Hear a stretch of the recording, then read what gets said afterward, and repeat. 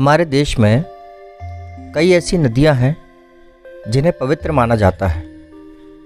हमारे धर्म ग्रंथों में इनसे जुड़ी कथाओं का वर्णन भी मिलता है। देवी नर्मदा का पृथ्वी पर जन्म महादेव के पसीने से हुआ है, इसलिए उन्हें महादेव की पुत्री भी कहा जाता है।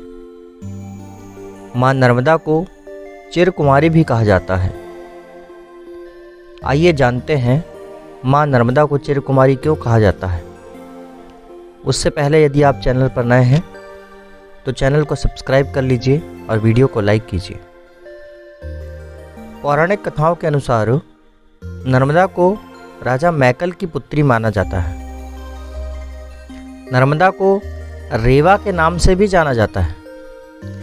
जब नर्मदा विवाह के योग्य हुई तो उनके पिता राजा मैकल ने अपनी पुत्री के विवाह के लिए एक शर्त रखी।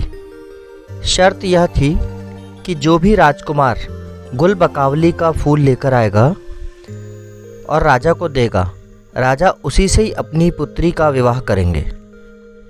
कुछ दिनों के बाद सोनभद्र नामक एक राजकुमार राजा मैकल के पास गुलबकावली का फूल लेकर आया। राजकुमार देखने में बहुत सुंदर था। उसकी सुंदरता और वीरता की चर्चा चारों ओर थी। राजा मैकल ने उसी समय अपनी पुत्री का विवाह सोनभद्र के साथ तय कर दिया। लोगों से सोनभद्र की प्रशंसा सुनकर नर्मदा मन ही मन सोनभद्र को चाहने लगी। अभी विवाह में कुछ दिन शेष थे। राजकुमारी नर्मदा किसी भी तरह सोनभद्र को देखना चाहती थी। राजकुमारी नर्मदा ने उसकी दासी जुहिला के हाथ से एक संदेश भेजा, लेकिन दासी जुहिला राजकुमारी के गहने और वस्त्र पहनकर गई। वहां पहुंचकर जुहिला ने राजकुमार को नहीं बताया कि वह एक दासी है। उधर दासी को राजकुमारी समझकर सोनभद्र उस पर मोहित हो गए। बहुत सा समय बीतने के बाद में जब जुहिला लौटकर नहीं आई, तब राजकुमारी नर्मदा स्वयं सोनभद्र से मिलने के लिए चली गई। वहां पहुंचकर उसने देखा कि जुहिला और सोनभद्र एक दूसरे के प्रेम में खोए हुए हैं। यह दृश्य देखकर नर्मदा क्रोधित हो गई और घृणा से भर गई। नर्मदा उसी क्षण विपरीत दिशा की ओर चल पड़ी और फिर कभी वापस नहीं आई।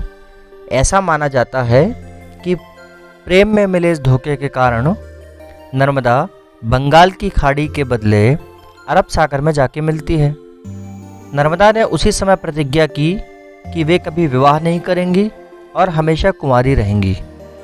कहा जाता है कि नर्मदा की वेदना आज भी उनके कलकल बहते जल में सुनी जा सकती है, और इसकी सत्यता इस बात से प्रमाणित होती है कि भारत की सभी नदियाँ पश्चिम से पूर्व की ओर बहती हैं, जबकि नर्मदा एकमात्र ऐसी नदी है जो पूर्व से पश्चिम की ओर बहकर अरब सागर में मिलती है।